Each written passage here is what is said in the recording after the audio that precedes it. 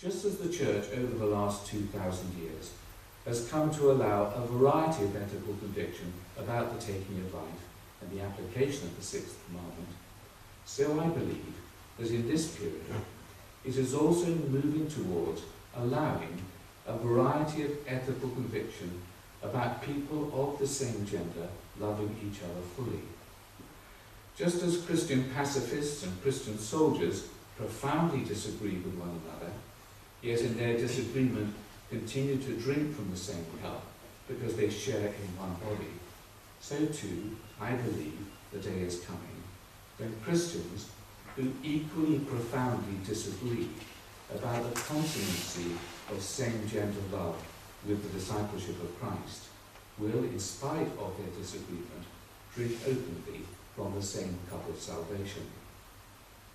This is, I believe, the next chapter to be written in the Church of England and the Anglican Communion. It is the chapter that has already been written in our partnership and mission with the Diocese of Virginia and the Diocese of Akure in Nigeria. At our last synod, we renewed and approved the continuation of our partnership with the Diocese of Akure.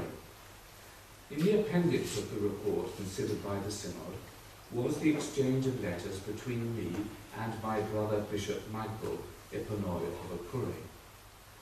I will include them as an enclosure to this address, and I now draw attention to the paragraph where I set out how I see the debate on sexual ethics in the Diocese of Liverpool.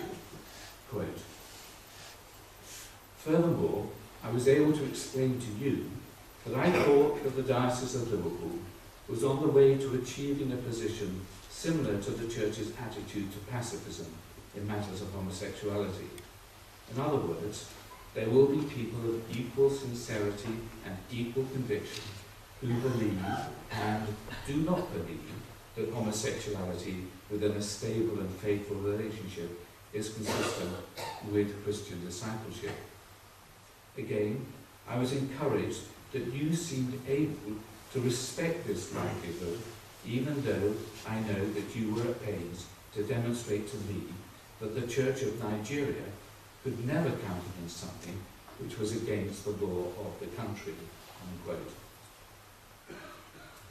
The point of significance in this response of Bishop Michael, the point of significance in this is the response of Bishop Michael. He restates his own position and that of the Diocese of Akure and of the Church of Nigeria, and calls on us to continue to reflect on the biblical material. Having done this, he reiterated what he said to me personally in our private meeting, that he and the Diocese of Akure wish to continue the partnership in mission. This is a partnership between an African diocese taking a traditional stance on gay relationships and a Church of England diocese which is moving toward embracing a range of ethical convictions on this issue, and which is also in partnership with a diocese in the Episcopal Church of America.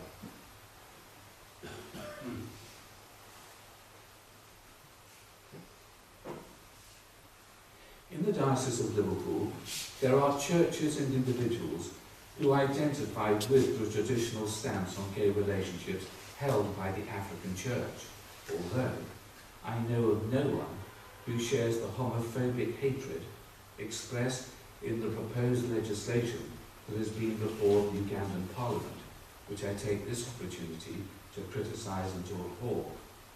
To our shame in Liverpool, we have seen outbursts of homophobic violence, which the church leaders have unanimously condemned in the following statement, quote, "The leaders of the churches in Liverpool believe that it is wrong for anyone in the community of which we are all a part to be victimised or threatened with victimisation on account of their race, creed, colour or sexual orientation.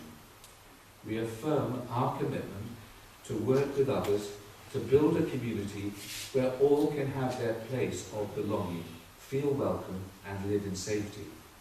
As church leaders, we represent a rich variety of Christian traditions with different perspectives on some issues. but we stand together in condemning the use of violence and other forms of intimidation against minority groups, which are especially vulnerable. The city of Liverpool has a long history of welcoming people of difference. In the past, we have discovered, sometimes painfully, the importance of learning to live peacefully together. This lesson we must never forget." Unquote.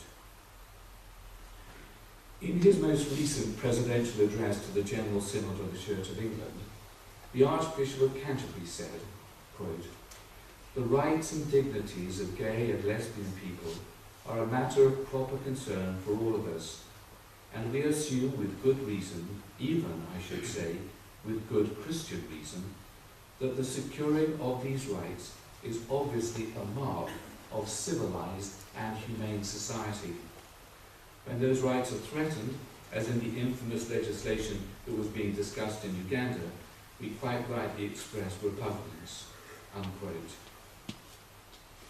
Synod, if from a Christian point of view, we can advocate this breadth of conviction for society at large, I believe it is consistent theologically and ethically to allow the same diversity of moral conviction within the Church itself.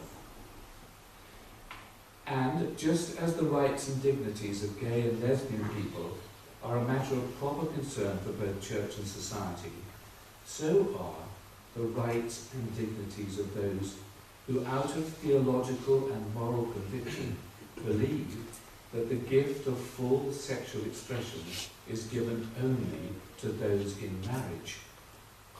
This is one of the reasons why I voted for the amendment to the Equality Bill in the House of Lords, which allows the Church to continue to appoint people who uphold their historic stance on moral and doctrinal issues. It is why I also spoke in the debate in defence of the right of the Church to appoint head teachers who can uphold the Christian ethos of church schools.